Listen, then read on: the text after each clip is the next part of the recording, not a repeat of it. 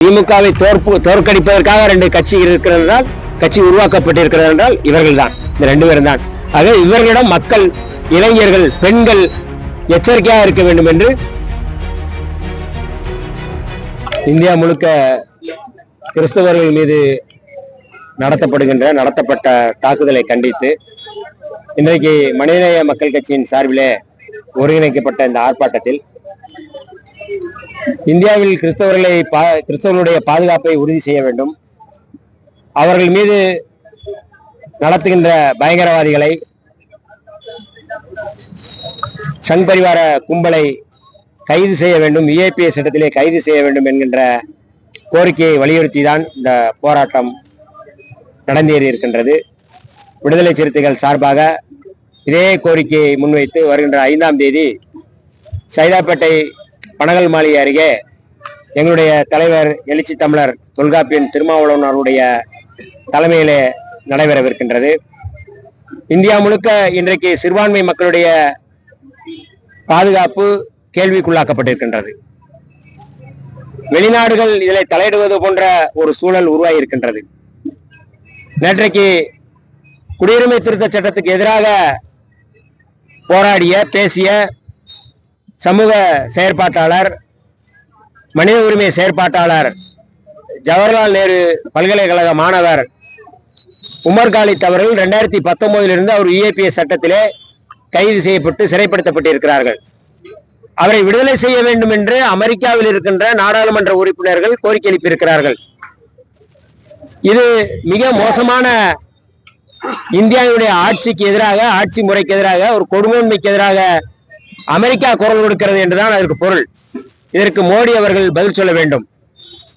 India முழுக்க ஒரே நாடு ஒரே மொழி என்கின்ற அடிப்படையில இந்து ராஷ்டிரத்தை கட்டமைப்பதற்காக பாரதிய ஜனதா கட்சி இந்த வன்முறையை கிறிஸ்தவர்கள் மீது, இஸ்லாமியர்கள் மீது அவர்கள் நடத்துகிறார்கள். இந்த போக்கை விடுதலை சிறுத்தைகள் வன்மையாக கண்டிக்கின்றோம். தமிழ்நாட்டில் எப்படியாவது இந்த வன்முறையை கட்டவிழ்த்துவிட்டு சமூக பதற்றத்தை உருவாக்கிவிட்டு 2026 அவர்கள் குளிர்காய நினைக்கிறது பாஜக. அதற்கு பாஜகவினுடைய RSS ஒரு ஒட்டுக்குழுக்களாக இருவர் தெரிவு செய்யப்பட்டிருக்கிறார்கள். ஒருவர் ஒரு பிராமண கடப்பாறையாக மாறி தந்தை பெரியார் மீதும் புரட்சியாளர் அம்பேத்கர் அவர்கள் மீதும் அவதூறு பரப்பி வருகின்ற சீமான் அவர்கள், இன்னொருவர் திராவிட அரசியலை பேசிக்கொண்டே பார்ப்பன எதிர்ப்பை, பார்ப்பன ஆதரவை அல்லது திமுக எதிர்ப்பை முன்வைத்து அரசியல் செய்யக்கூடிய ஒரு தலைவராக அல்லது ஒரு நடிகராக செயல்பட்டு வருபவர் விஜய் அவர்கள். இந்த இருவரிடமும் தமிழ்நாட்டு மக்கள் எச்சரிக்கையாக இருக்க வேண்டும். ஏனென்றால் விஜய்க்கு போடக்கூடிய ஓட்டும் சீமானுக்கு போடக்கூடிய ஓட்டும் பாஜகவுக்கு போடக்கூடிய ஓட்டாகவே மாறும். நேரடியாக பாஜகவுக்கு போடவில்லை என்றாலும் அது கிளை அமைப்பாக இருக்கக்கூடிய, சப்ஸ்டிடியூட்டாக இருக்கக்கூடிய நாம் தமிழருக்கும் விஜய்க்கும் தான் அந்த வாக்குகள் போய் சேரும்.